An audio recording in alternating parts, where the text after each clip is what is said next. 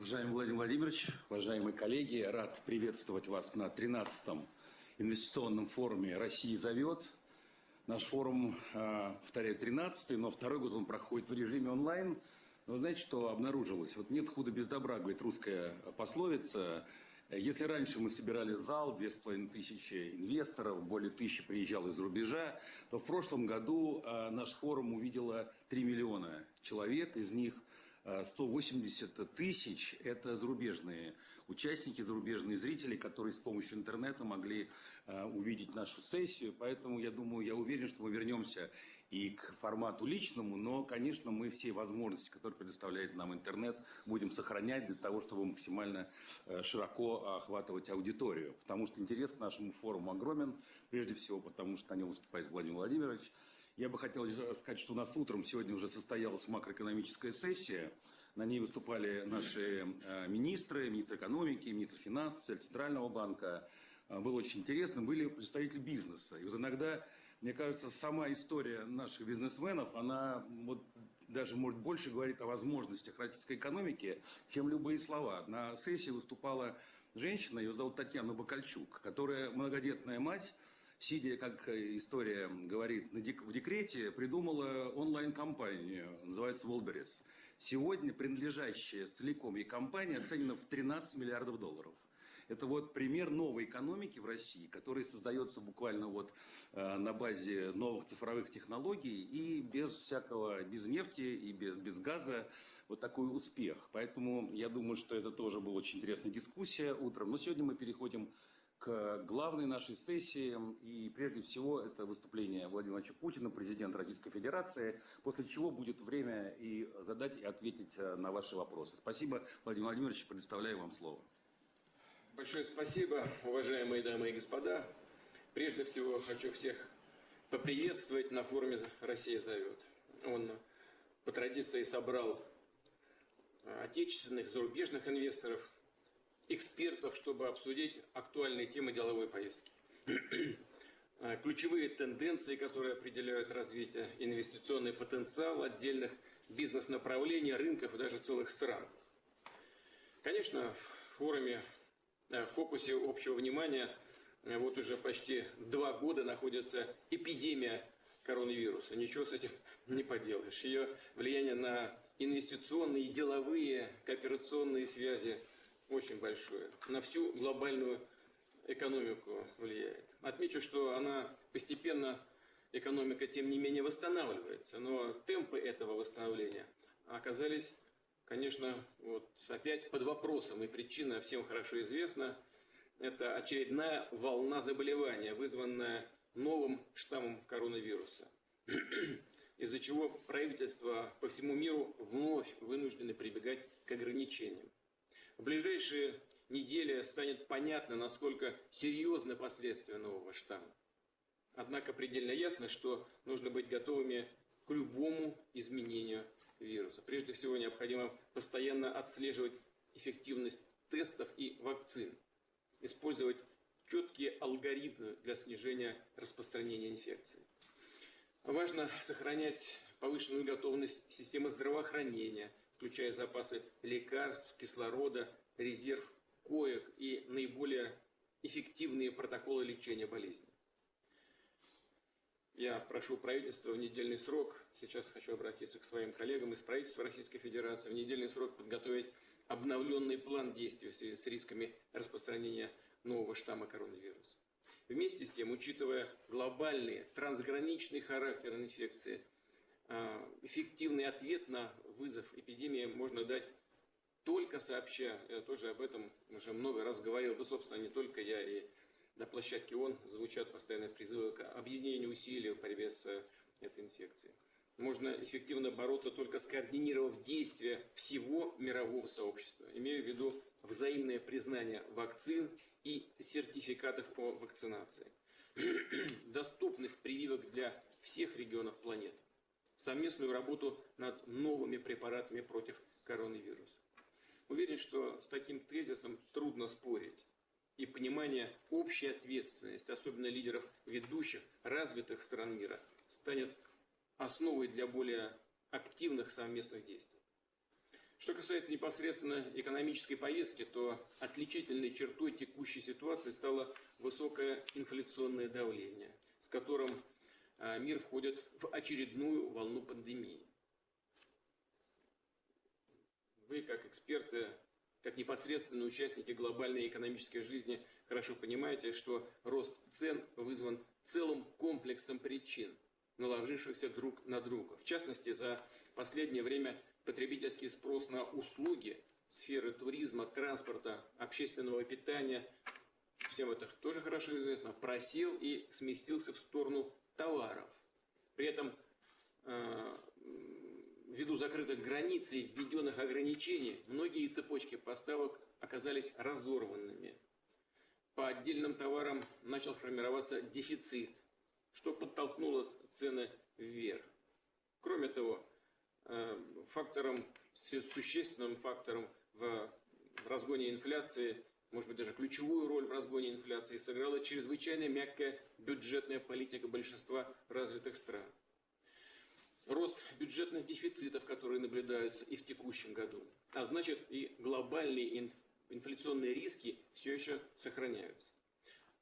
Безусловно, масштабное вливание средств в экономику позволили поддержать граждан, бизнес в непростое время. И мы тоже в России это делаем. Но в то же время такое глобальное влияние, если можно так выразиться, все-таки все это привело к резкому скачку цен на глобальных рынках, в том числе сырьевых товаров. Мы видим, какой кризис разразился на глобальном энергетическом рынке. Он в первую очередь уже послужил к кратному росту котировок азотных удобрений. А для сельхозпроизводителей по всему миру это один из ключевых ресурсов для сохранения плодородия почв и стабильной урожайности. Очевидно, что эта ситуация создает риски и для дальнейшего роста цен на продовольствие. Так, за последний месяц на глобальных рынках резко подорожала пшеница. По мнению экспертов, такая динамика может сохраниться. В России наши граждане также ощущают на себе, к сожалению, это глобальное инфляционное давление. Во многом под влиянием внешних факторов рост потребительских цен в нашей стране ускорился. Это серьезная проблема, чувствительная для граждан, особенно для семей с небольшими доходами. И ее решение требует самого пристального внимания. Важно не только справляться с последствиями инфляции, но и действовать на опережение, убирая факторы, которые подталкивают рост цен. Мы уже адресно поддерживаем производителей товаров, которые наиболее подвержены резким ценовым колебаниям. В первую очередь это продукты питания. И здесь вновь обращаю внимание правительства России и коллег в регионах. Увеличение объемов производства и повышение доступности продовольствия на внутреннем рынке является ключевым критерием эффективности работы по этому направлению. Также мы расширили финансовую помощь гражданам с небольшими доходами. В этом году провели единовременные выплаты пенсионерам и семьям, где растут школьники. Запускаем новые меры поддержки семей с детьми. В будущем году проведем дополнительную индексацию прожиточного минимума и минимального размера оплаты труда, социальных выплат. Такие решения уже приняты. Конечно, это не исчерпывающий перечень мер по поддержке граждан. Исходя из наших финансовых возможностей, будем прорабатывать и другие решения на этот счет. При этом важно сохранять ответственный подход в макроэкономической сфере.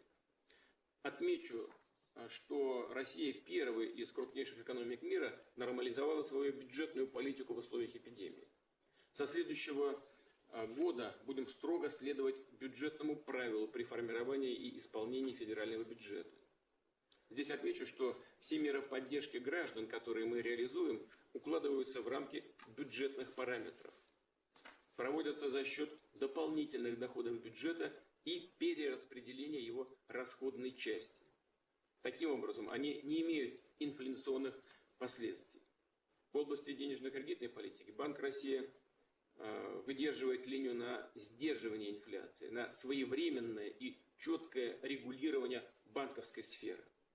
Благодаря ответственным, просчитанным действиям государства и бизнеса российская экономика уже превысила докризисный уровень. За январь-сентябрь текущего года валовый внутренний продукт вырос на 4,6%. По итогам года прогнозируется его рост на уровне 4,2%. Уровень безработицы в сентябре опустился до 4,3%. Это как раз допандемийный уровень. Сегодня уже можно сказать, что рынок труда в России полностью восстановился. А это, отмечу, произошло еще далеко не во всех ведущих экономиках мира. Наша стратегическая задача – поддержать и закрепить позитивные тенденции в российской экономике, обеспечить ее устойчивое, долгосрочное развитие, или, как говорят эксперты, повысить потенциальные темпы экономического роста. С учетом уроков эпидемии, современных глобальных вызовов и естественных конкурентных преимуществ России, мы определяем и точки роста для вложения капиталов. При этом для нас принципиально, чтобы такие инвестиции дали комплексный эффект для отраслей национальной экономики и регионов страны. И прежде всего для повышения доходов и качества жизни наших граждан. Здесь хотел бы обратить внимание на несколько ключевых направлений. Первое. Нашим долгосрочным приоритетом является наращивание доли инфраструктурных инвестиций в ВВП. Мы запустили мощный инструмент развития территорий. Это инфраструктурные бюджетные кредиты по ставкам 3% и сроком 15 лет. Для нас это очень хорошее, для нашей экономики это очень хорошие условия. За ближайшие 2 года дополнительный объем работ по проектам, реализуемым с помощью такого инструмента, должен превысить 500 billion рублей. Эти средства пойдут на строительство дорог, сетей, систем коммуникации, всего того, что обеспечивает комфортные условия жизни граждан и позволяет создавать рабочие места, открывать новые производства и запускать перспективные проекты. Эффективные не только с позиции экономической выгоды, но и позитивно влияющие на окружающую среду, создающие новые возможности для самореализации граждан во всех регионах страны. Уже говорил, что программа инфраструктурных бюджетных кредитов продлится как минимум до 2026 года. Ее точные объемы определим чуть позднее с учетом полученного опыта и готовности новых проектов, а также технологических производственных возможностей нашего строительного комплекса. А мы их тоже, конечно, динамично наращиваем. Будем создавать здесь простые и понятные процедуры, чтобы строить быстро, надежно, качественно, по-современному, без издержек и обременений. Отмечу еще одно важное принципиальное решение. До 2024 года включительно из Фонда национального благосостояния планируется выделить 2,5 триллиона рублей. Этот ресурс будет вложен на возвратной основе в крупнейшие инвестиционные проекты, прежде всего в области инфраструктуры. И, конечно, позволит привлечь дополнительные частные инвестиции. Во всяком случае, мы на это очень рассчитываем.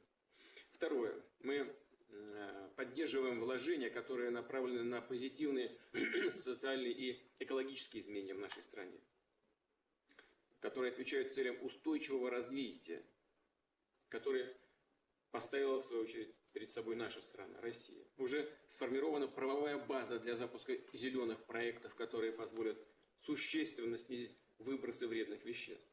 С 1 июля будущего года будет все готово для запуска в России климатических инициатив бизнеса, в том числе и иностранного бизнеса. Они имеют огромное значение для достижения углеродной нейтральности нашей экономики к 2060 году. Мы об этом тоже уже заявили, в том числе в Глазго. Важную роль призвана сыграть и новая программа повышения энергоэффективности экономики. Ее подготовку правительство должно завершить к 1 октября 2022 года.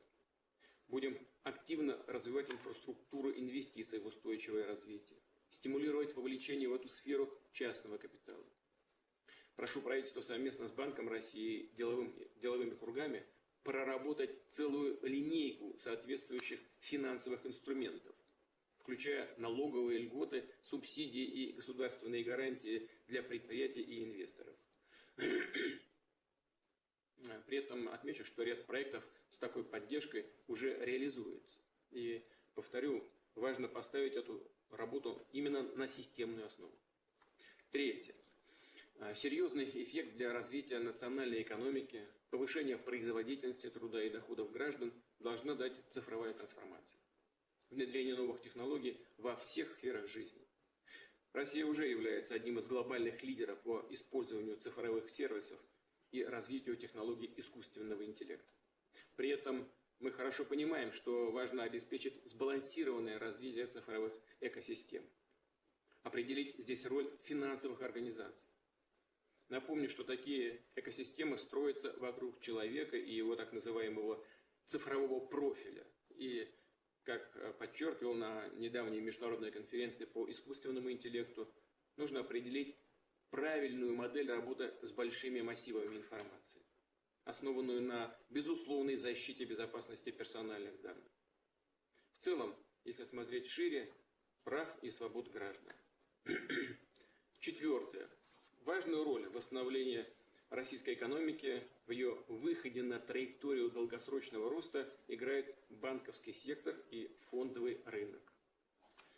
Благодаря уверенному финансовому положению российские банки сегодня увеличивают кредитование реального сектора. Вот наш хозяин, организатор этого мероприятия может это подтвердить, наверняка уже об этом много говорили. Важно и дальше повышать доступность кредитных ресурсов для устойчивых, растущих предприятий и организаций, привлекающих средства на развитие производств, создание новых, хорошо оплачиваемых рабочих мест. При этом банки должны внимательно оценивать кредитное качество заемщиков, независимо от их формы собственности. Добавлю, что, опираясь на фундаментальные макроэкономические факторы, российские фондовые индексы превысили допандемийный уровень. Растут объемы размещения акций и облигаций отечественных компаний. Будем делать наши площадки более привлекательными, в том числе для зарубежных инвесторов. Добавлю при этом, что рынок ценных бумаг становится более доступным для малого и среднего бизнеса. В текущем году объем размещения облигаций такими компаниями составил 7,6 миллиарда рублей. Намерены и дальше развивать этот инструмент привлечения средств. И в целом поддерживать некрупный бизнес, предлагать здесь новые решения. Так, для субъектов малого и среднего предпринимательства сейчас возмещается банковская комиссия при продаже товаров и услуг физическим лицам. Такой порядок удобный для бизнеса и выгодный для потребителей, предусмотрен до конца текущего года. Считаю, что нужно продлить его как минимум на полгода. И еще одна важная тема. Российский фондовый рынок активно привлекает средства граждан. За 9 месяцев текущего года объем их вложений вырос более чем на четверть, что обеспечивает дополнительную устойчивость рынка ценных бумаг, делает его более привлекательным. Этот ресурс должен не только стать серьезным источником финансирования инвестиционных проектов, но и надежно работать на самих граждан, приносить стабильный доход тем, кто готов в долгую вкладывать средства в российскую экономику. В этой связи прошу правительство России подготовить дополнительные предложения на этот счет, включая вычеты по налогу на доходы физических лиц при долгосрочном вложении средств в российские ценные бумаги. Это мы делаем по вкладам, защищая вклады граждан. И здесь этот инструмент, конечно, востребован. Также предлагаю подумать о софинансировании государством таких накоплений. При этом подчеркну, на фондовом рынке неизбежны конъюнктурные колебания и спады. И еще раз хочу обратить на это внимание. Нужно защитить интересы граждан и гарантировать их сбережения. По сути, речь идет о механизме, аналогичном, как я уже сказал, системе страхования банковских вкладов.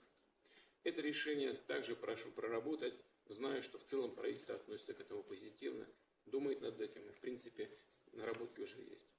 На этом, уважаемые коллеги, я бы хотел закончить свое вступительное слово. И, пожалуйста, с удовольствием послушаю вас, ваши соображения, замечания, предложения о том, как вам работается в России, какие вы видите сложности, проблемы, на что хотели бы обратить наше внимание и что хотели бы посоветовать. Мы всегда прислушиваемся к вашим рекомендациям.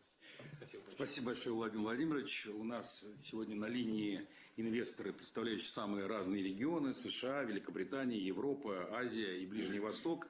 Но первый вопрос я хотел бы дать возможность задать генеральному директору суверенного фонда Катара, господину Мансур бир Ибрахим Аль-Махмуду, потому что он наш очень крупный акционер. В 2013 году суверенный фонд Катара приобрел акции банка ВТБ на $500 миллиарда, и после чего сделал большие инвестиции на сотни миллионов в наши проекты. Он является крупным акционером Пулково. И сейчас мы ожидаем решения комиссии правительственной, должно быть позитивное, о том, что фонд Катара приобретает почти 25% в западном скоростном диаметре. Это вы открывали дорогу, скоростная трасса в Питере.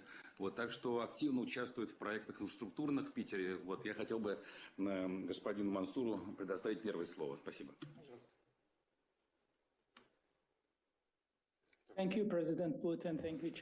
Большое спасибо, господин президент, большое спасибо, господин Костин. Меня зовут Мансур бин Ибрахим Аль-Махмуд, я генеральный директор Катарского инвестиционного органа. И действительно, мы вкладываем значительные средства в российскую экономику, в энергетику и не только в энергетику. У меня очень простой вопрос. Сейчас мир сталкивается с самыми разными геополитическими проблемами. Коронавирус, изменение климата, санкции, проблемы в двусторонних отношениях. Мой вопрос звучит так. Какие проблемы заставляют вас не спать по ночам? По вашему опыту, каковы наиболее эффективные пути их решения? Что нужно делать для поддержания экономического процветания России? Спасибо. Я уже пытался об этом сказать в своем вступительном слове. Действительно, Россия сталкивается с теми же проблемами, с которыми сталкивается весь мир. Это изменение климата, коронавирусная инфекция, которая подавляет экономическую активность, снижает возможность к передвижению, к личным встречам и так далее. Это другие проблемы, инфляция. Но я вот сказал как раз об этом, о том, что мы, тем не менее, все-таки выстроили работу таким образом, что нам удается выйти на допандемийный уровень по важнейшим макроэкономическим показателям. Один из этих показателей — снижение уровня безработицы до 4,3%. У нас даже в допандемийный уровень чуть-чуть повыше было, там, по-моему, если память не изменяет, 4,7, а сейчас 4,3. Значит, у нас рост экономики составит в этом году 4,7% ВВП. Это не самый высокий в мире, мы прекрасно отдаем себе в этом отчет, но это все-таки для нас неплохой показатель. Но и самое главное, мы все стараемся делать на базе соблюдения принципов макроэкономической политики.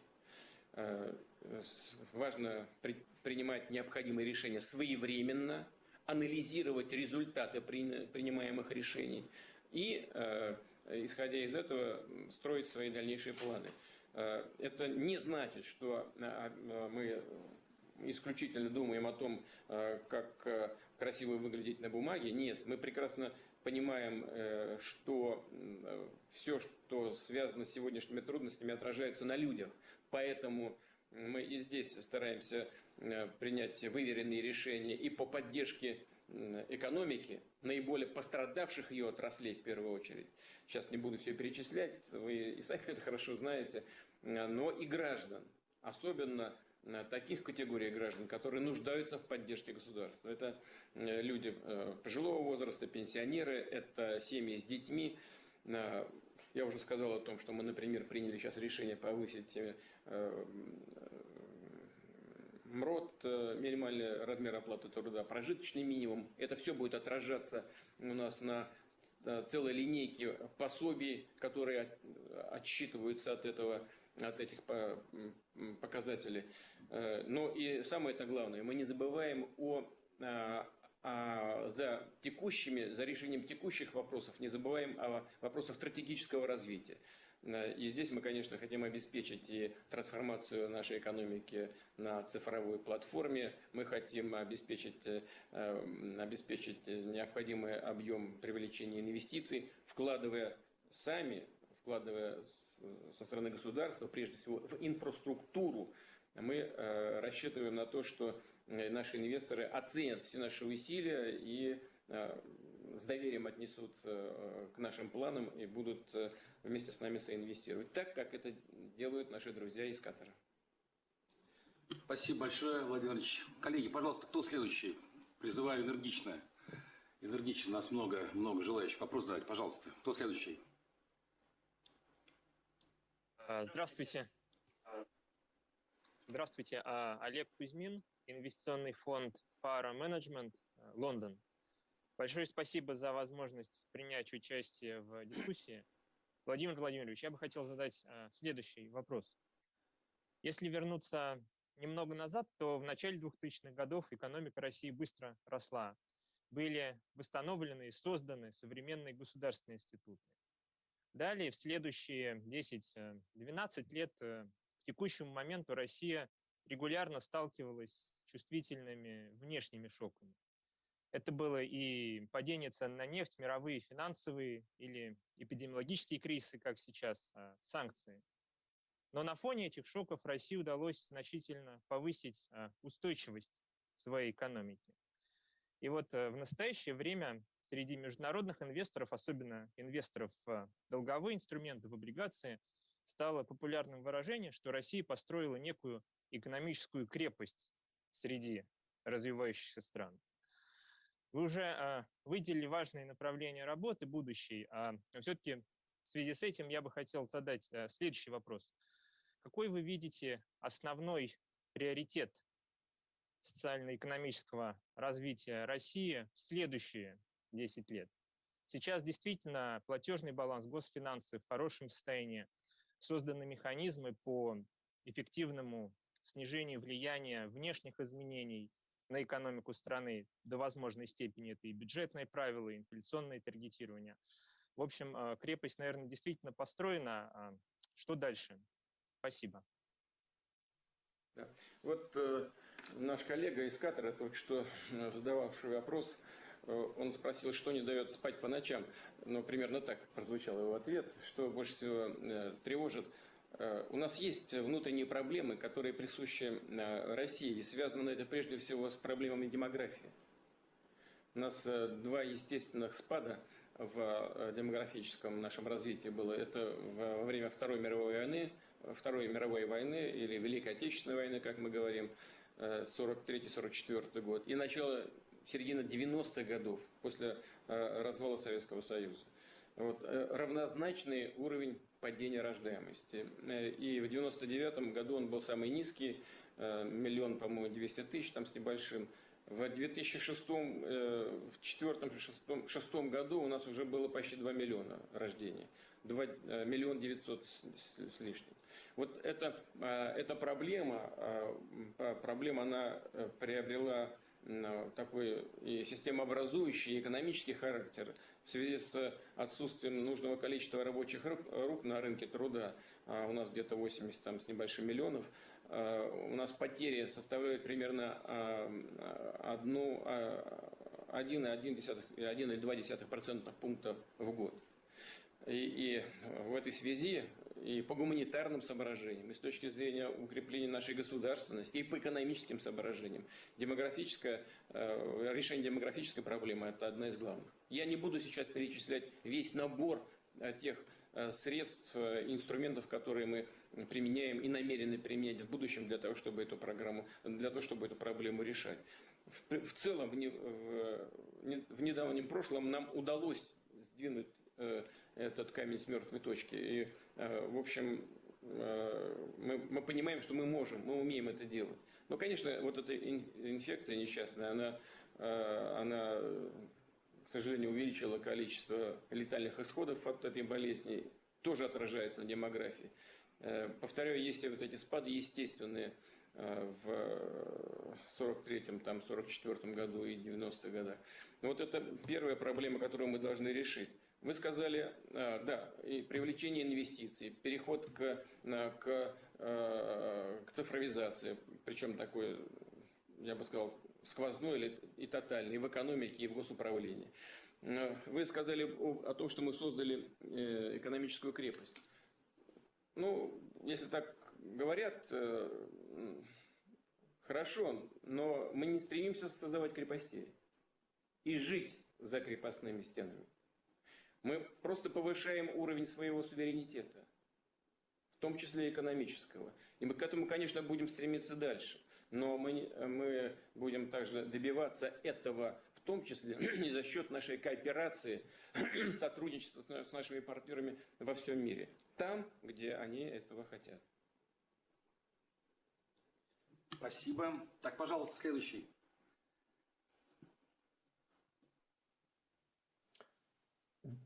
Гида Чеморо,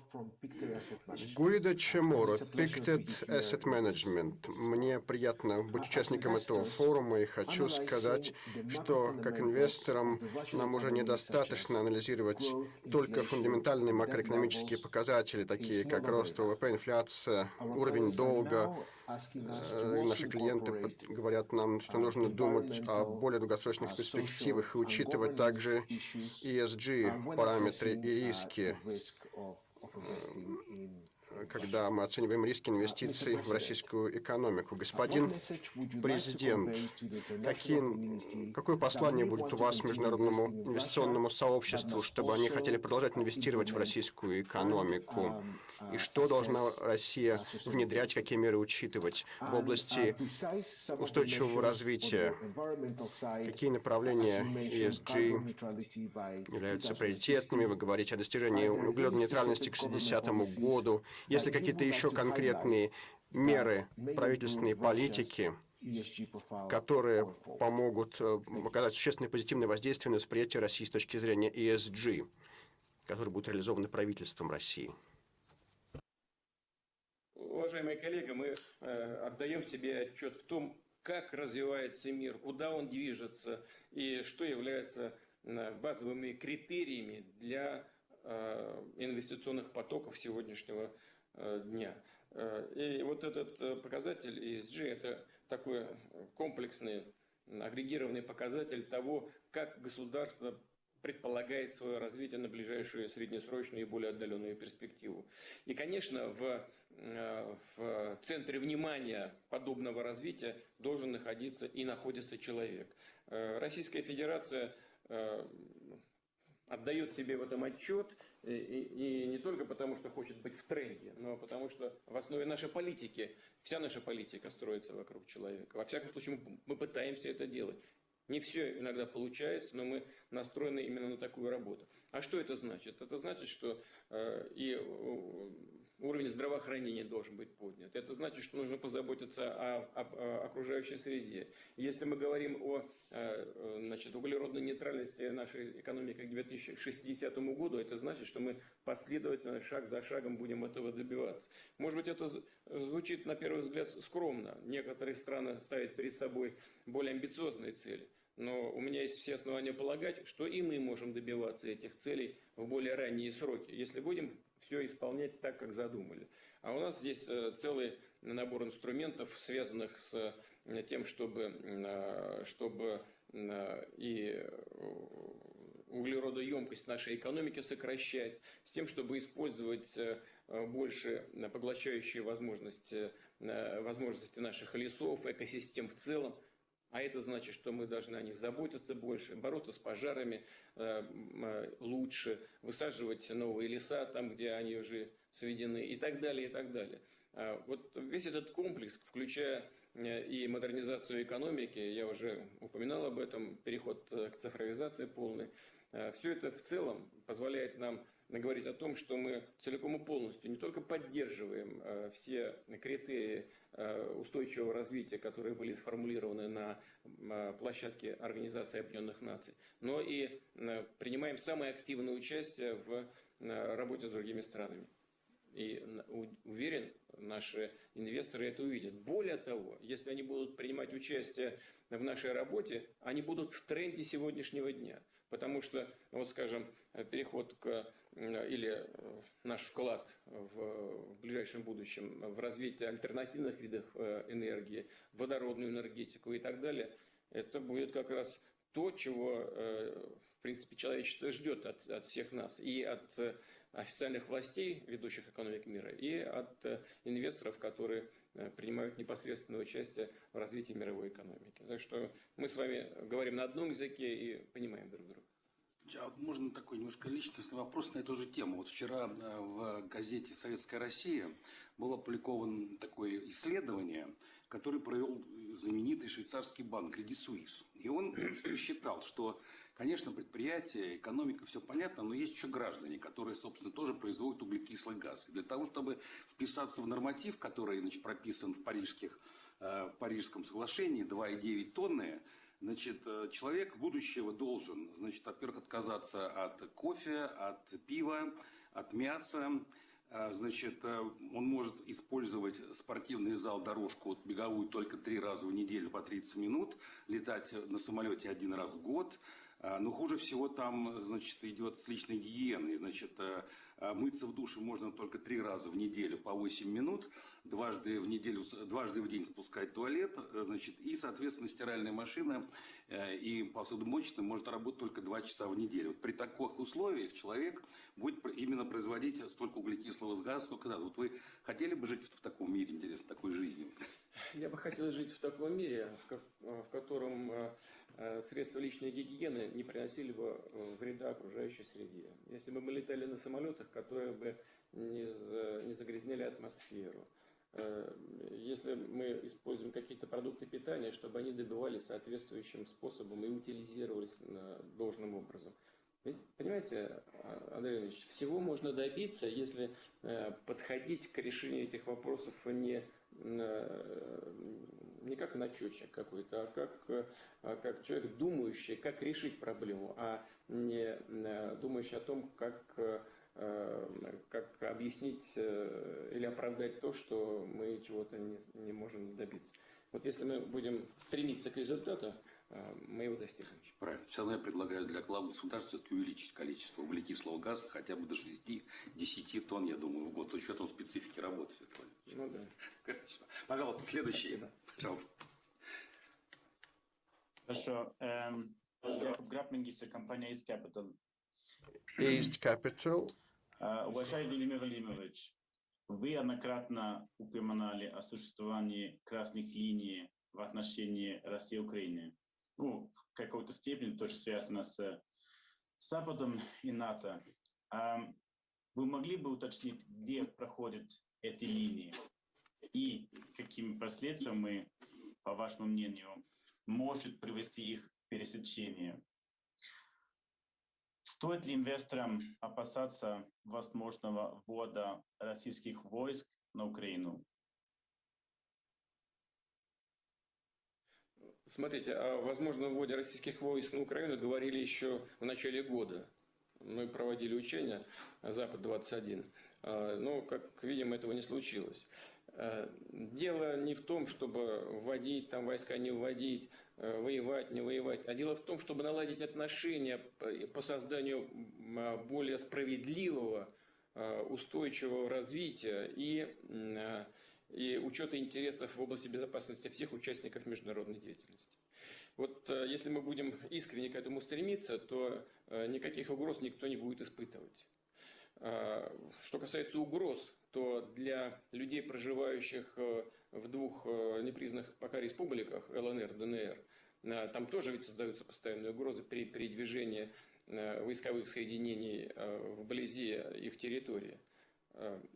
Это во-вторых. В-третьих, Российская Федерация также испытывает определенные озабоченности в связи с тем, что возле ее границ проводятся крупномасштабные учения, в том числе незапланированные, как это было совсем недавно в Черном море, когда в 20 километрах от нашей границы летали стратегические бомбардировщики, которые могут, как известно, обладать, на борту которых находится высокоточное оружие, может находиться и ядерное оружие. Ведь это все создает угрозу для нас. Теперь по поводу красных линий. Они в известной степени носят умозрительный характер. Тем не менее, вот смотрите, что происходило на протяжении предыдущих 20 с лишним лет. Отношения между Россией и западным сообществом, так коллективным Западом, в 90-е годы, в начале 2000-х, были практически безоблачными. Зачем потребовалось расширять НАТО к нашим границам? Ну зачем? Вот кто может ответить на этот вопрос? Ответа здравого нет, не существует. У нас была почти идиллическая картина взаимоотношений, особенно в середине 90-х годов. Мы были почти союзниками. Нет. Несмотря на наши предупреждения, несмотря на наши разговоры, просьбы, все-таки инфраструктура подошла к нашим границам. Дело дошло до того, что в Польше и Румынии размещены теперь системы противоракетной обороны. А пусковые установки, которые там стоят, МК-41, на них могут быть поставлены и томагавки, ударные системы. Но это же создает для нас угрозы. Но это же очевидный факт, очевидная вещь. На все наши уговоры и просьбы не делать этого. Что произошло? То, что мы сейчас видим. В ответ мы вынуждены были, хочу это подчеркнуть, вынуждены были начать разработки гиперзвукового оружия. Это наш ответ. Не мы же это сделали сначала. Сначала наши партнеры вышли из договора по ПРО, потом из договора по ракетам средней дальности. Теперь вы спросили про Украину. Где эти красные линии? Это прежде всего создание угроз для нас, которые могут исходить с этой территории. Если и дальше все будет расширяться, эта инфраструктура, то я уже публично говорил. Ну, вы люди деловые, а может быть некогда за этим следить, но я повторю еще раз. Значит, если на территории Украины возникнут комплексы какие-то ударные, подлетное время до Москвы будет, значит, там 7-10, а в случае размещения гиперзвукового оружия 5 минут. Вот представьте себе, да? Вы же, кстати, в Москве живете, да, я так понимаю, East Capital, Москва, да? До Москвы будет подлетное время 5 минут. Уже 15 лет в Москве, так что да. Ну да. А нам что делать? Мы тогда должны будем что-то подобное создать в отношении тех, кто нам так угрожает. Представляете? А мы можем это сделать уже сейчас. Потому что мы сейчас испытали и успешно, и с начала года у нас будет на вооружении уже новая ракета морского базирования, гиперзвуковая, 9 махов. Подлетное время будет для тех, кто отдает приказы, тоже 5 минут. Мы куда идем-то? Зачем мы все это делаем? Вот это создание таких угроз для нас и есть красные линии. Но я надеюсь, что до этого не дойдет. Надеюсь, что чувство здравого смысла, так и ответственности и за свои страны, и за мировое сообщество все-таки будет преобладать. К сожалению, такие информационные вбросы, они портят наш рынок. Вот у нас рынок фондовый в этом году вырос больше, чем на треть. Инвесторы, конечно, успешно и вкладывали, но только на одном вот этом информационном вбросе по Украину 11% рынок упал. Только вот на этой так называемой новости. К сожалению, портит, конечно, сильно. Может быть, специально кто-то выбрасывает, Я в том, чтобы заработать. Не исключено. Не исключено. Так, пожалуйста, следующий. На падающем зарабатывать. Возможно, да. Возможно. Нельзя исключать. Hello, Oliver Weeks from Brevin Howard in London. Здравствуйте, Mr. President, господин since президент. you returned to the Лондон на связи. presidency, we've seen, С самого in начала Russia, вашего президентства stagnation of real household incomes, мы наблюдали, rising что inequality, реальные доходы населения and you've had падают, to apply more and more open political repression. все больше масштабы политических репрессий. Если вы планируете оставаться президентом по истечении нынешнего срока, вы считаете, возможно ли смягчить бюджетную политику? Может быть, это будет лучший способ обеспечить поддержку экономики? Что касается начала президентства и падающих доходов. Действительно, за последние несколько лет в связи с пандемией у нас мы наблюдаем определенное падение доходов. Ничего нового здесь, кстати говоря, нет. Почти во всех странах наблюдается то же самое. Что касается с момента моего президентства, то наоборот, у нас количество людей, проживавших за чертой бедности, было почти 40 миллионов. Сейчас тоже очень много. 20. но все-таки в 2 раза сократилось. И в этом смысле у нас и экономика изменилась, и доходы людей изменились существенным образом в позитивном ключе. Но, повторяю, нам хорошо известно, что в связи с ростом инфляции, продовольственной инфляции, и у нас она растет, доходы граждан сократились. И в этой связи мы проводим определенную целенаправленную политику, связанную, во-первых, с поддержкой экономики и с поддержанием уровня рабочих мест, с тем, чтобы люди могли работать и получать заработную плату. И, во-вторых, с целевой поддержкой определенных групп населения, которые нуждаются в поддержке со стороны государства. Прежде всего, я уже об этом сказал, это люди старшего поколения и семьи с детьми. Я не буду перечислять всего набора, но, скажем, по семьям с детьми. Вообще мы начали поддержку даже уже с беременных женщин. Да, вот уже им начинаем оказывать поддержку. А потом детям от 0 до 3 лет, от 3 до 7, от 7 там, до 16 и неполным семьям и так далее. И эта линейка еще у нас не закольцована, мы еще дорабатываем, мы сделаем это дальше. Кстати говоря, вот за первые 9 месяцев текущего года реальные располагаемые доходы населения подрастают. Это мы тоже фиксируем, хотя понимаем, что ряд граждан по определенным группам разбиты с низкими доходами все-таки от продовольственной инфляции, которая уже, значит, выше, чем общая инфляция, где-то под 10%, испытывают трудности. И соответствующим образом будем выстраивать нашу политику. Повторяю еще раз. От развития экономики, поддержания конкретных групп населения к повышению общих доходов граждан. Ваш вопрос, с одной стороны, носит политический, с другой стороны, экономический характер. Не лучше проводить более мягкую политику. Но смотрите, мы уже говорили о том, что в некоторых странах, и не будем их перечислять, вы сами это хорошо знаете, проводилась очень мягкая политика. Все это привело к чему? К глобальному росту инфляции. Поэтому мы, имея в виду базовые основы развития российской экономики, а это фундаментальные базовые основы, макроэкономические показатели, мы будем за этим все-таки следить. И поэтому и правительство, и Банк России, они своевременно, на мой взгляд, принимают решения по сдерживанию, скажем, той же инфляции. Но в то же время мы направляем имеющиеся резервы на развитие экономики.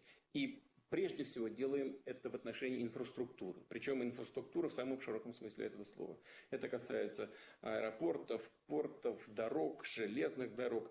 Это касается систем ЖКХ, энергоснабжения.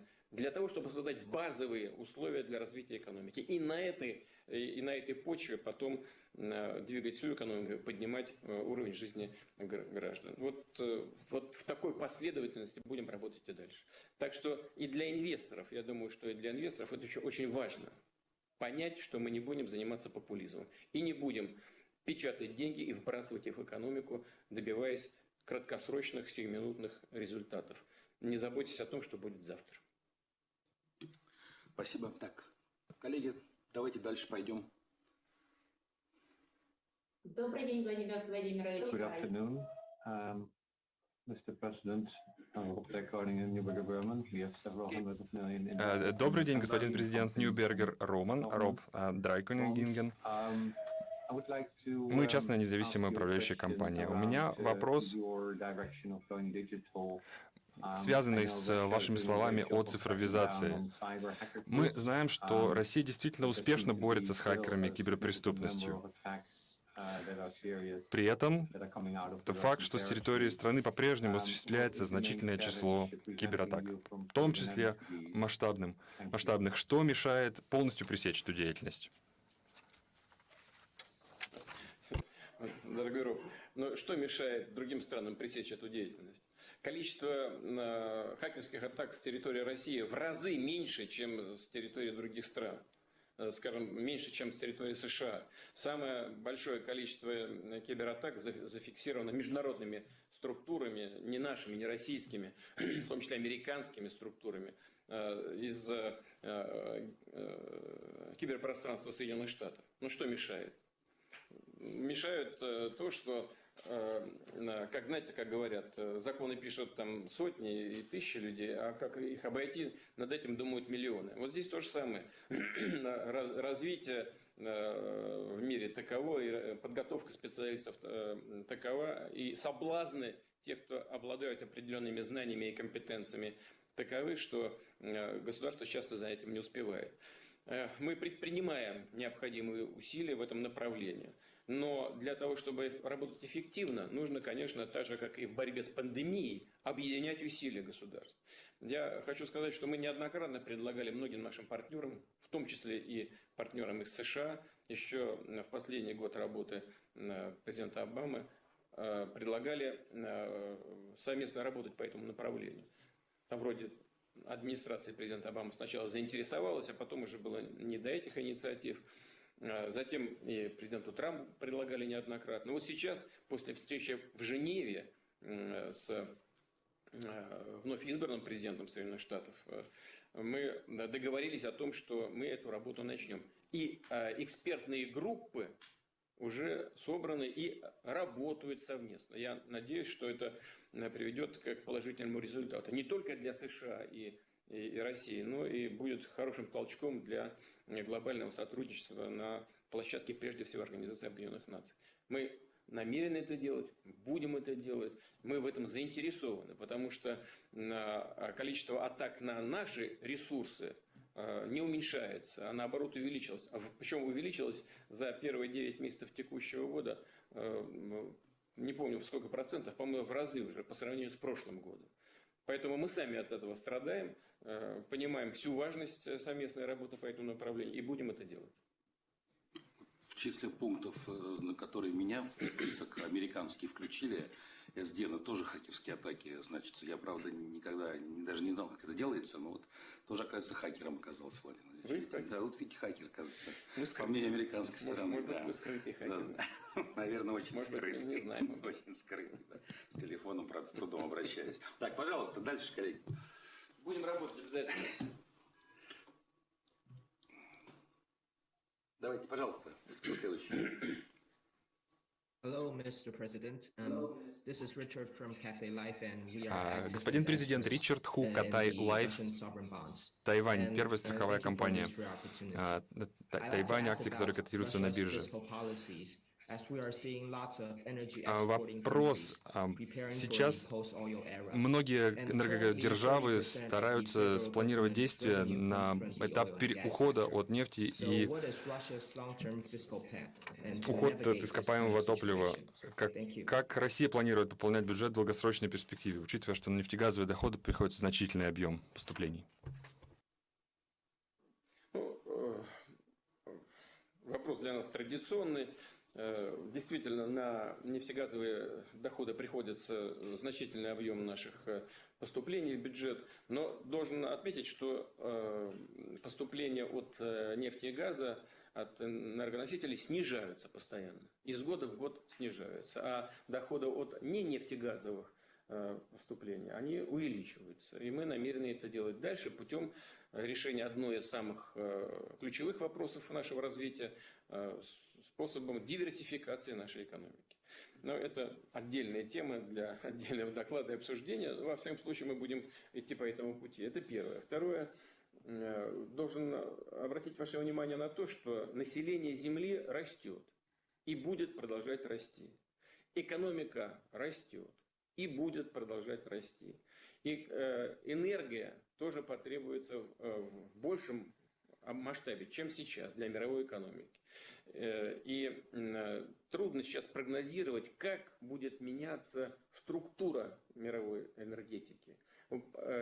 Причем подходы и эти оценки у разных специалистов разные. Например, Международное энергетическое агентство считает, что в принципе структура лет за 20-30 ближайших структура мировой энергетики, если изменится, то незначительно. И углеводороды все-таки сохранятся. Значит, ну, во-первых,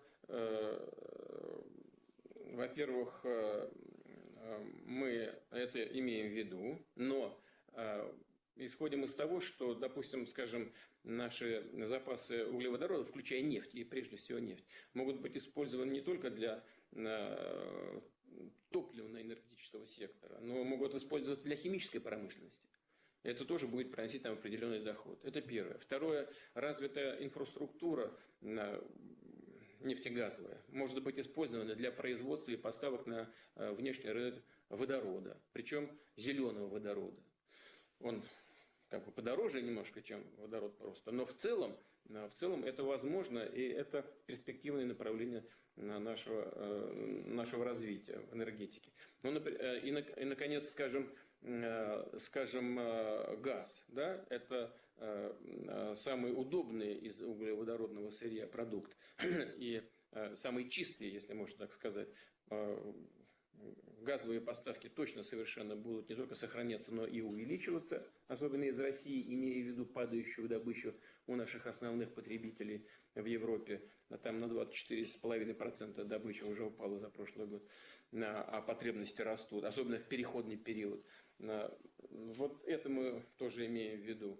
Поэтому будем развивать другие виды энергетики, будем, безусловно, развивать альтернативные источники и солнечную, и ветряную энергию. Мы работаем над этим, работаем достаточно напряженно, и объемы вот этих альтернативных видов источников энергии в нашем энергобалансе постоянно увеличиваются. Уже сегодня российская энергетика является одной из самых зеленых в мире. Если посмотреть на, скажем, гидроэнергетику, на атомную энергетику, на возобновляемые источники энергии, это 40%. А если вместе с газом – 86%. И таких показателей добиваются далеко не все страны мира. Их по пальцам можно пересчитать. Нас обгоняет только 2-3-4 страны. Вот и все. У всех остальных гораздо ниже показатели. Но и это, я считаю, исходные тоже конкурентные преимущества, дающие нам возможность заранее подумать, что и какие шаги мы будем предпринять в ближайшем будущем. Так что я уверен, нам будет над чем работать, в том числе и вместе с нашими иностранными друзьями, нашими инвесторами. Спасибо. Прошу вас дальше, коллеги. Куда мы перемещаемся? Из Тайбэя. Да, пожалуйста.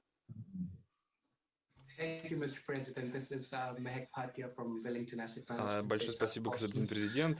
Веллингтон, США, на связи. Михак Бхатай. У меня вопрос по поводу ситуации в плане безопасности на Ближнем Востоке, особенно в свете последних событий в Афганистане. Вопрос такой, какой вы видите роль России в плане поддержания безопасности на Ближнем Востоке? Каким вы видите политическое и экономическое будущее Афганистана? И еще вопрос, как вы считаете, Китай и Россия продолжат ли работать вместе по ближневосточной тематике в ближайшем будущем? Спасибо. Прежде всего, что касается Ближнего Востока. Ближний Восток – это регион мира, с которым нас традиционно связывают очень тесные и очень добрые отношения. Но практически со всеми странами этого региона. А за последние десятилетия они еще и улучшились, упрочились и стали более прагматичными и эффективными. И в чем залог успеха? Я считаю, что это, безусловно, успех в нашей внешней политике на этом направлении. В чем залог? Уважение к партнерам, уважение к их традициям, к религии, уважение к их истории. Абсолютное невмешательство во внутренние дела, а поиск точек соприкосновения. Таких точек, которые, работая над достижением результатов, по которым мы получаем нужный результат как для России, так и для наших партнеров из региона. Вот давайте вспомним, ровно 10 лет назад, по-моему, да, весь мир цивилизованный, рукоплескал арабской весне. Ну и где эта весна?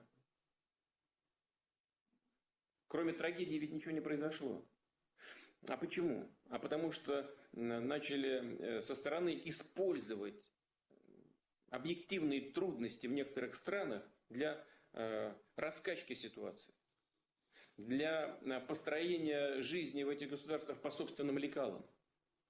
Собственно, то же самое практически, такая же самая попытка была предпринята и в Афганистане. И чем это закончилось, мы все хорошо знаем. Поэтому мы видим, с одной стороны, что многие наши партнеры говорят, да, мы ошиблись, нельзя было так себя вести в Афганистане, но продолжают себя также вести в других регионах мира. И, к сожалению, тяжелый пример афганский, он почти ничего не учит. Я сейчас не буду называть там фамилии, имена, но я много раз слышал от своих коллег. Да, вот там мы перестарались, мы не учли того и сего. Но в других регионах то же самое продолжается. В том числе, кстати говоря, и в странах Африки, и в странах Ближнего Востока. Вот поэтому я думаю, что мы должны исходить из того, о чем я сказал. Из уважения к партнерам.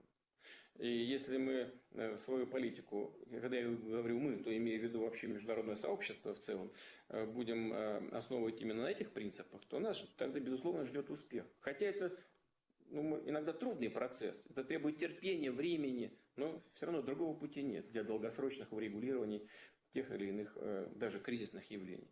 И для необходимого развития. Что касается Афганистана, то вот я практически, когда говорил применительно к Ближнему Востоку, то же самое и Афганистана касается. Вот сейчас там сложное положение. Мы сейчас не будем, сейчас не время, не место давать характеристику там, движению Талибана и так далее. Но Талибан контролирует ситуацию в стране. Надо помочь афганскому народу. Но хотя бы нужно деньги разблокировать, афганские деньги, которые на счетах в западных банках, прежде всего в США находятся. Надо разблокировать, дать возможность людям хоть элементарные вещи решать. Хотя бы разблокировать целевым образом для решения гуманитарных вопросов. Для приобретения медицинского оборудования, лекарственных препаратов и так далее, и так далее. Для поддержки детей. Вот хотя бы вот на эти, ведь можно целевым образом все это разблокировать. Это не пойдет на оружие. Да и оружие-то в Афганистане уже не нужно Талибану, потому что там на миллиарды долларов оружия оставили, бросили просто. Поэтому вот нужно, мне кажется, посмотреть на шаг вперед. Что касается нашего сотрудничества с Китаем. У нас много направлений взаимодействия с Китайской Народной Республикой. Но одно из них, безусловно, это наша работа и в третьих странах.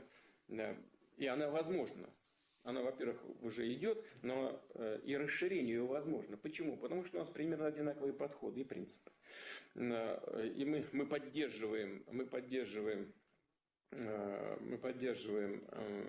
усилия наших китайских друзей в рамках стратегии «Один пояс, один путь». И хочу обратить ваше внимание на то, что Китай сегодня является самым крупным инвестором на Ближнем Востоке. Самым крупным. Поэтому мы эти усилия Китайской Народной Республики, безусловно, приветствуем. Это идет на пользу развития региона. И со своей стороны будем делать все для того, чтобы обеспечивать и безопасность в нем, так как мы это делаем, например, в Сирии. И будем вносить свой вклад в поддержание стабильности в других странах региона. И, конечно, будем искать возможности для применения наших технологических возможностей, для участия в экономике этих стран. Вот сейчас на нашей встрече присутствуют представители государств, которые в свою очередь вкладывают значительные ресурсы в экономику Российской Федерации. Мы производим совместно на территории России высокотехнологичные продукты, которые поступают на рынки третьих стран, в том числе и в страны-инвестора. То есть у нас кооперация углубляется, становится более глубокой, более плодотворной, и мы рассчитываем, что так будет в будущем. Спасибо. Давайте дальше, коллеги. Добрый день, я Union Investment Германия. Владимир Владимирович, ВТБ Капитал, большое спасибо за данную возможность задать вопрос. Я бы хотела задать следующий. В ближайшие 10-20 лет перед российской экономикой будут некоторые факторы, которые будут тормозить ее возможный рост. Некоторые вы уже упомянули в своем обращении. Это мы имеем две демографические волны, и, к сожалению, пандемия нанесет тоже некоторую, возможно, негативное влияние на демографию. Также, к сожалению, низкие темпы роста производительности труда и связанные, возможно, с тем, что доля в экономике индустрии с добавленной стоимостью все еще невелика, и энергетический переход, глобальный отказ от использования углеводородов. А что, по вашему мнению, по мнению руководства, является самым серьезным препятствием на пути к экономическому росту? И как это будет адресовано и в какие сроки? Благодарю. Да, ну, я уже об этом упоминал. И вы сейчас тоже, собственно, сказали, задавая вопросы, но, по сути, на него ответили. Это вопросы демографического характера, это производительность труда и диверсификация экономики, связанная с современными тенденциями цифровизации. Ну вот, я сейчас не буду говорить про другие направления, связанные с новыми экономиками, так скажем. Это касается там биологии, генетики и так далее, и так далее. Но вот просто нужно экономику ставить на новые современные рельсы, в самом широком смысле этого слова. Ну вот, демографические, инвестиционные и производительность труда. Вот, демография, инвестиции, производительность труда, которая должна быть основана, производительность труда, на новой структуре экономики, на новом качестве ее развития. Вот эти все вещи, они лежат у нас зафиксированы в целях нашего экономического развития, которые вокруг, конечно, все связано с человеком, вокруг человека, но для того, чтобы обеспечить интересы человека, конечно, нужно добиваться позитивного решения вопросов на тех направлениях, о которых я сейчас сказал, и часть из которых вы упомянули. Но мне кажется, что сейчас нет смысла все перечислять. У нас это в целях экономического развития, в стратегиях по целому направлению нашей деятельности изложено. Вот если демография, то это, повторяю еще раз, это здравоохранение, помощь там семьям с детьми и так далее, и так далее. Значит, если инвестиции, то это создание условий для инвестиций, разбюрокрачивание, создание стабильной макроэкономической ситуации, чего нам удается сделать. Так? Что касается современности, переход на современные, на наукоемкие отрасли экономики, тоже целые программы и стратегии у нас уже подготовлены и готовятся в будущем. В целом, очень многое нам удается сделать. Но, конечно, еще многое предстоит. Может быть, конечно, больше даже предстоит сделать, чем сделано. Но вот результаты того, что, в принципе, достигалось за последние, скажем, 10-15 лет, все-таки дают основания полагать, что мы и дальше будем развиваться нужными нам темпами. Во всяком случае, нам бы очень хотелось, чтобы темп роста российской экономики где-то был чуть выше среднемировых, где-то 3-3,5. В этом году он будет 4,7. Не знаю, удастся ли сохранить эти темпы в будущем году, в 2002. Там разные мнения на этот счет есть. Но мне бы очень хотелось, чтобы они были выше мировых. Это, уверен, нам по силам. Спасибо. Практика, жизнь покажет. Спасибо. Коллеги, дальше. Прошу вас. Будем ускоряться. Майкл Коэн, Capital World Investors. Я базируюсь в Лондоне, нахожусь в Лондоне. Спасибо большое. Мой вопрос следующий. Недавно президент Байден объявил, что намерен баллотироваться на очередной срок. Хочу спросить вас, господин президент, планируете ли вы сделать то же самое? И какие еще цели вы хотели бы достичь для России? Что вы думаете о следующем поколении российских лидеров? Вы спросили, или перевод был такой, какие еще цели для России, кроме возможного переизбрания? Но я не думаю, что это не цель России, мое переизбрание. А то, что президент Байден объявил о своем возможном переизбрании, полагаю, что сделано абсолютно правильно. Потому что вот если сейчас уже начать готовиться к выборам в Соединенных Штатах, то управляемость страной в значительной степени пострадает. Поэтому президент США не нуждается в моих оценках, но думаю, что поступил абсолютно верно. Что касается моих планов, то здесь, знаете, в чем фокус? Фокус в том, что в соответствии с Конституцией я имею право избираться на новый срок. Буду я это делать или нет, пока я сам для себя еще не решил. Но само наличие этого права, оно уже стабилизирует ситуацию внутриполитическую. Примерно так же, как заявление Байдена о том, что он будет избираться. Но вот наличие у меня права избираться достаточно. И пока этого достаточно, пока преждевременно говорить, кто и что планирует в 2024 году. А вот чего бы хотелось в будущем, конечно, хотелось бы реализовать те планы, о которых мы заявили, те цели, которые мы перед собой поставили по развитию страны. Это касается и кадрового потенциала. У нас очень талантливые молодые люди, целеустремленные. И что бы мне хотелось, чтобы на политической сцене, и в экономике, в бизнесе, в искусстве появлялись бы амбициозные, патриотически настроенные молодые люди, которые бы смело брали на себя будущее страны, искали бы варианты ее развития, находили их и имели бы силы, творческие силы, физические силы для реализации поставленных задач. Я ни на секунду не сомневаюсь, что в России именно такое будущее. Так, спасибо. Пожалуйста, коллеги, дальше. Добрый день, Владимир Владимирович.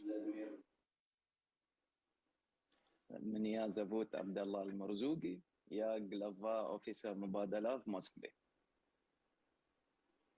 Mr. President, the United Arab Emirates and the Уважаемый Russian господин Federation президент, Объединенные Арабские Эмираты и Россия посредством тесного сотрудничества суверенных фондов и других финансовых институтов создали серьезные возможности для совместных инвестиций. У нас целая площадка. Вы говорили о высокотехнологичных продуктах в одном из предыдущих ответов. Где вы видите самое интересное направление для инвестиций, соинвестиций для наших двух стран? Скажите, пожалуйста.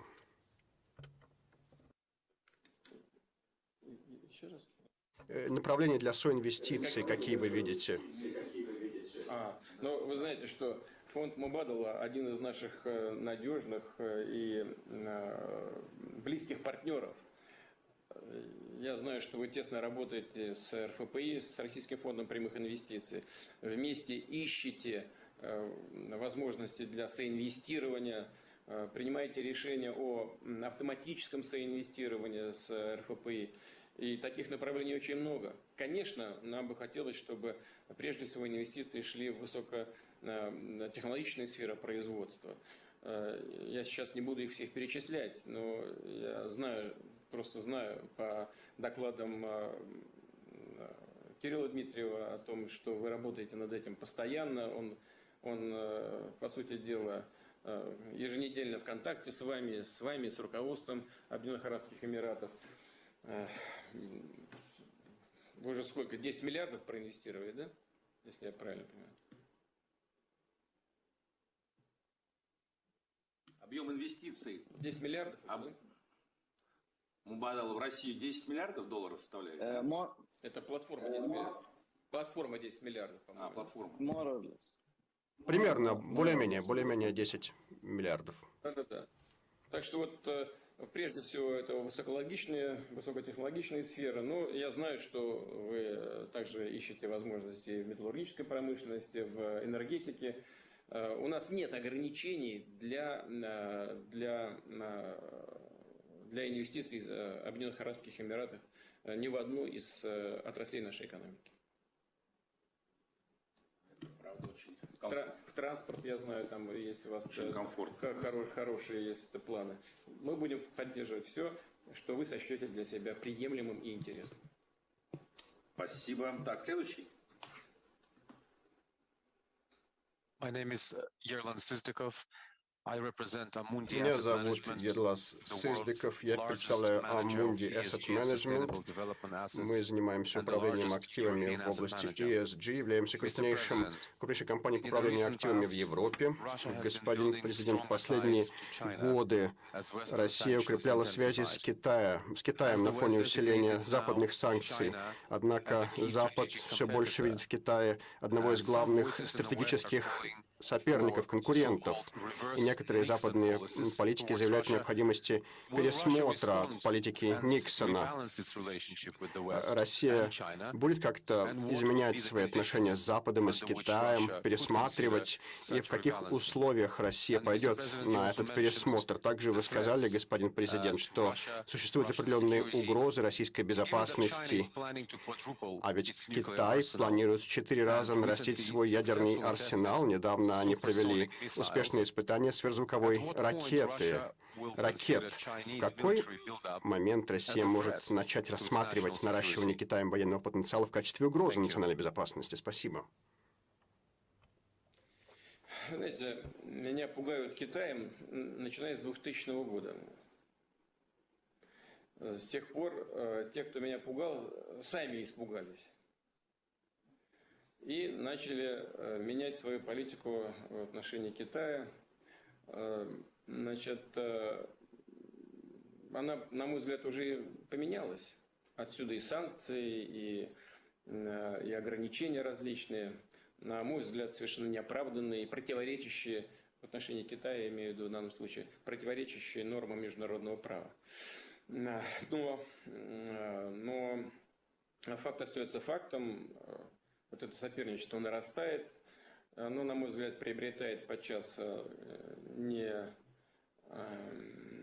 неудобоваримый характер. Например, создание альянса в Тихоокеанской зоне в составе США, Великобритании, Австралии. Ну, когда создаются замкнутые союзы против кого-то, то это не ведет к улучшению ситуации в регионе, а наоборот напрягает ситуацию. Мы всегда выступали за создание единой системы безопасности, которая учитывала бы интересы всех участников международного общения. Ну, сделано то, что сделано. Что касается роста мощи Китая, да, мощь Китая растет. Мы это видим, все это видят. Прежде всего, экономическая мощь. Но почему мы должны руководствоваться в выстраивании своей политики интересами третьих стран? Мы всегда руководствовались и будем в будущем руководствоваться интересами исключительно народа Российской Федерации, российскими интересами. При этом мы всегда уважаем, с уважением относимся к интересам наших партнеров на международной арене. И ценим, когда к нам относятся так же. Вот Китай относится к нам так же. Поэтому, что касается экономических взаимоотношений. Вот в вашем вопросе есть подтекст. Не намерены ли мы как-то сворачивать в этой связи, к чему призывают США своих европейских партнеров, сворачивать какие-то объемы сотрудничества с Китаем? Но смотрите, в прошлом году, в 2020, объем торгового оборота США с Китаем вырос на 8%. А объем торгового оборота России с Китаем на 6,7%. Что же они призывают кого-то сворачивать отношения, а сами увеличивать? Мы будем руководствоваться своими интересами. Это во-первых. Во-вторых, вот мы слышим призывы Соединенных Штатов к европейским партнерам сворачивать отношения с Китаем. Но Китай вышел в прошлом году на первое место по торговому обороту со странами Евросоюза, обогнав США. Это естественный процесс. это невозможно остановить. Поэтому надо просто исходить из этих соображений и, исходя из этого, выстраивать свою политику. Наш торговый оборот с Китаем растет. Он в прошлом году был 104 миллиарда долларов. Мы в ближайшее время планируем вывести это через пару-тройку лет на 200 миллиардов. Это, в принципе, для нас неплохой уровень товарооборота, но он все равно еще далек от того, что имеют те же Штаты или даже Европа с Китаем. Теперь по поводу роста военной мощи. Послушайте, Китай – это полуторамиллиардная страна с населением почти 1,5 миллиарда человек. Но, наверное, он имеет право выстраивать свою оборонную политику таким образом, чтобы обеспечивать безопасность этой огромной страны. Кто же ему может в этом отказать? И естественно, что в связи с ростом экономического потенциала растет и военное могущество. Это естественный процесс. Ну вот смотрите, Великобритания, Франция объявляют о том, что они планируют и осуществляют планы модернизации своего ядерного арсенала. США от этого страдает? Вызывает у них это озабоченность? Нет. А почему мы должны проявлять какую-то озабоченность в связи с ростом военного потенциала нашего ближайшего соседа, с которым у нас беспрецедентно высокий уровень межгосударственных отношений? Нет. Нас это не пугает, потому что мы и сами развиваем свой потенциал. Вот вы сказали об испытании Китаем не сверхзвукового, а гиперзвукового оружия. Гиперзвуковое оружие они испытали. Успешное испытание прошло. И мы видели реакцию наших американских партнеров на этот счет. Но мы-то знаем, что американские партнеры чуть-чуть все-таки впереди по созданию гиперзвукового оружия. Они просто об этом не говорят, и никто об этом не шумит. Так же, как никто не шумел о том, когда они испытали противоспутниковое оружие 10 лет назад. И имеют его. Вот Россия провела такое испытание вот совсем недавно. Шум было на весь мир. Но США имеют уже такое оружие 10 лет назад получили. Поэтому одно дело публичная риторика, а другое дело реалии происходящих событий. Мы будем развивать отношения с Китаем так, как считаем нужным. Мы удовлетворены уровнем наших отношений. Думаем, что они могут быть еще более глубокими, содержательными и привести к положительному эффекту как для народа Китая, так и для народов Российской Федерации. Мы думаем об обеспечении своей собственной безопасности и сотрудничаем с нашими партнерами по тем направлениям, которые считаем важными. Вот с Соединенными Штатами мы считаем важным вести диалог по стратегической стабильности. С Китайской Народной Республикой мы также этот диалог ведем. Мы проводим регулярные совместные военные учения, обмениваемся делегациями. Мы в курсе происходящих у нас дел. Отношения стабильные. И более того, отношения между Россией и Китаем являются значительным фактором стабильности в мире. Владимир, прошла информация, что вы в Пекин поедете на Олимпиаду. А вы что там хотите посмотреть больше? Хоккей, горные лыжи? Или с Си Цзиньпином больше поговорить? Я планировал поехать на открытие. На открытие. Понятно. Хорошо, коллеги, давайте продолжим. Кто следующий?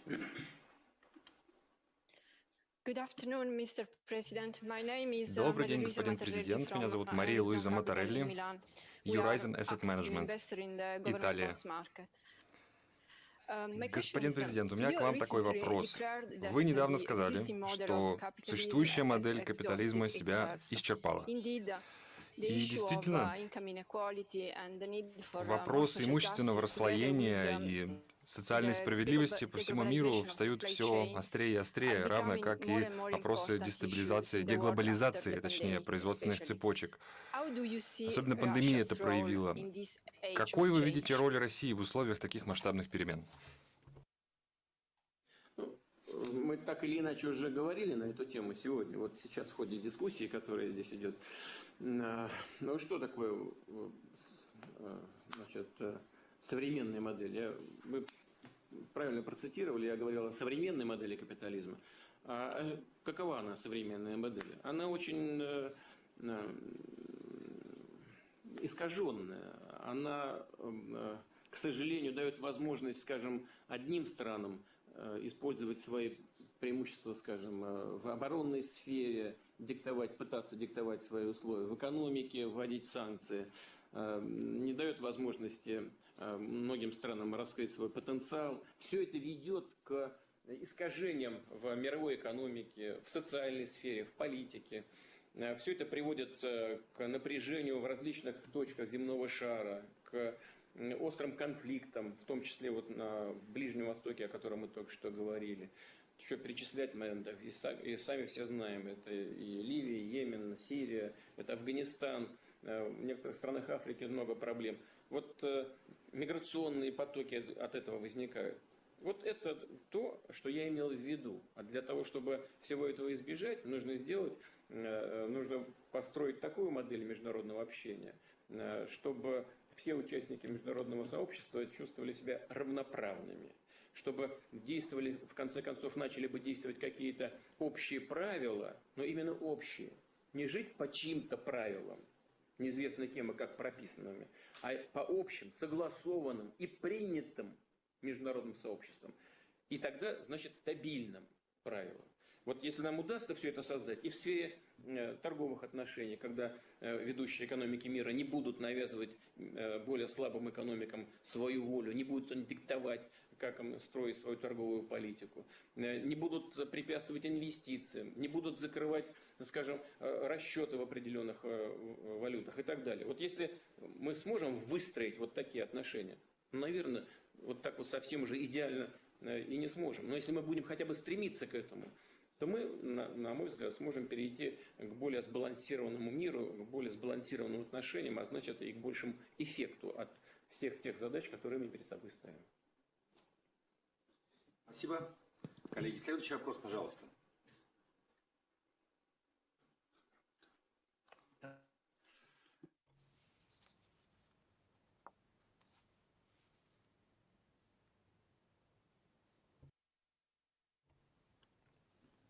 Звук не идет в кабине Нет звука. перевода. Да.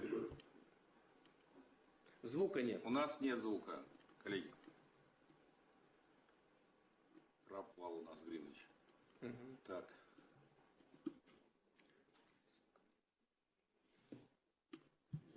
Коллеги, нет звука. Надо наладить. Будем заканчивать, значит. Здрасте, господин президент. Меня зовут Крис Келли. Я главный портфельный управляющий компании Invesco, Нью-Йорк. И мы довольно активно покупаем суверенные облигации России. Вы говорили, что политика США подорвала положение доллара, доверие к ней как к мировой резервной валюте, в связи с чем Россия все больше отказывается от доллара в своих расчетах. Вы говорили, каким, на ваш взгляд, вы видите будущее мировой валютной системы, какую роль в ней может сыграть Россия? И отдельно вопрос, что вы думаете о золоте и криптовалютах, как о старой и новой альтернативах валютам, которые выпускает Центробанк? Я не говорил о том, что доллар утратил свое значение как резервная валюта, как универсальная мировая валюта для расчетов. Нет, просто я говорил, что политика властей, политических властей США, она подрывает доллар. Ну и выталкивает, вот нас, допустим, выталкивает из долларовой зоны. Вы понимаете, Крис, ведь дело в чем? Мы никуда не хотим уходить. Наши, кстати, основные компании, наши нефтегазовые, они же расчеты-то в долларах ведут. Но нам, допустим, не дают рассчитываться со своими партнерами в области оборонно-промышленных поставок, значит, в области ОПК, оборонно-промышленного комплекса. Не дают возможности рассчитываться в долларах. Нам чего делать-то? Мы просто вынуждены уходить. Санкции вводят на определенные товары, не связанные с оборонкой. Тоже в расчетах долларов затруднены. Но просто своими руками американские власти создают проблемы. Как результат, и объем расчетов в долларах в мире уменьшился. Связан не только с Россией, со всем миром. И в золотовалютных резервах тоже чуть-чуть, там, не помню, с 61%, по-моему, до 59% произошло снижение в резервах в мире в целом. Так, подросло в резервах фунт стерлингов подрос, и в резервах, по-моему, мировых подросла иена. А доллар сократился. Если и дальше будут так продолжать американские власти, то еще дальше будет сокращение. Само собой. Естественным образом. Не потому, что мы куда-то там что-то хотим сделать и так далее. А все остальные участники международного экономического общения тоже видят, что происходит. Тоже начинают думать об этом. Вот. Поэтому мы со многими странами переходим на расчеты в национальных валютах. Создаются в некоторых международных организациях, в БРИКС, допустим, там корзина валют создается. В ШОС мы думаем об этом, в Шанхайской организации сотрудничества тоже думаем над этим. И самое главное, конечно, вот для нас это понизить волатильность рубля, если мы думаем о том, чтобы определенные расчеты с нашими партнерами, во всяком случае, в рамках СНГ, в рамках сотрудничества со странами бывшего Советского Союза, с республиками бывшего Советского Союза, а объемы расчетов в рублях у нас здесь увеличиваются. Для нас, конечно, главная задача уменьшить волатильность. Это совершенно очевидная вещь. В том числе и поэтому мы так заботимся о сохранении макроэкономической стабильности, макроэкономических показателей. Поэтому это все одно с другим связано. В целом нам это удается. Мы отдаем себе отчет в объемах, в возможностях российского рубля. Но, тем не менее, вот региональные валюты в известной степени становятся. Если говорить о расчетах в экономике, то это уже становится заметно. С некоторыми странами это очень приличный объем. Вот. Что касается золота и криптовалют. Ну, в некоторых странах используется криптовалюта, а в некоторых странах она просто запрещена. Ну, по-моему, вот в Китае как раз запрещена, а в некоторых других там 3-4 странах. Но она ничем не обеспечена, волатильность колоссальная, и поэтому риски очень большие. Мы тоже, вот и я тоже считаю, что нужно прислушаться к тем, кто говорит об этих больших рисках. Хотя, конечно, в некоторых государствах, в некоторых экономиках все шире и шире применяются криптовалюты. Ну, может быть за этим будущее, но надо внимательно следить за тем, как этот процесс будет развиваться. Значит, золото, да, ну, к сожалению, это естественным образом произошло, отказ от золотого эквивалента. И сейчас возврат к этому золотому эквиваленту вряд ли возможен, хотя бы потому, что объем мировой торговли кратно больше, чем все золотые запасы в мире. Поэтому вот эти хождения золотых денег это, или даже привязка к ним достаточно сложный процесс. Хотя, конечно, наличие драгметаллов и, скажем, в наших резервах оно тоже заметным является. Так что на сегодняшний день, наверное, основной тренд все-таки это увеличение количества резервных валют в целом. Я знаю, что арабские страны думают тоже над созданием своей резервной валюты. Значит, евро развивается как таковая. Ну, вот, и переход в некоторых международных организациях к этому обращению вот к этой теме будет более основательным. Ну и, конечно, расчет в национальных валютах. Вот так вот разновекторно будем двигаться дальше. Но мы не отказываемся от доллара, с долларом будем работать. Насколько доллар это захочет. Не захочет, не надо, тогда будем сокращать. хочу просто добавить, что мы сейчас совместно с Центральным банком работаем на создании официального крипторубля, как некое будущее за этим. А что касается все-таки биткоина, если можно позволить, комментарий все-таки видно, что помимо спекулятивных операций, он широко используется для разного рода финансирования всяких черных рынков и прочего. Мне кажется, его роль деструктивная. И, в общем, те страны, которые закрывают, мне кажется, в этом есть определенная логика. Я вот об этом сказал. Да, хорошо. Спасибо большое. Коллеги, дальше давайте. Спасибо. Не надо, есть у нас еще время? Да? Да, пожалуйста. У нас еще есть немножко времени. Да?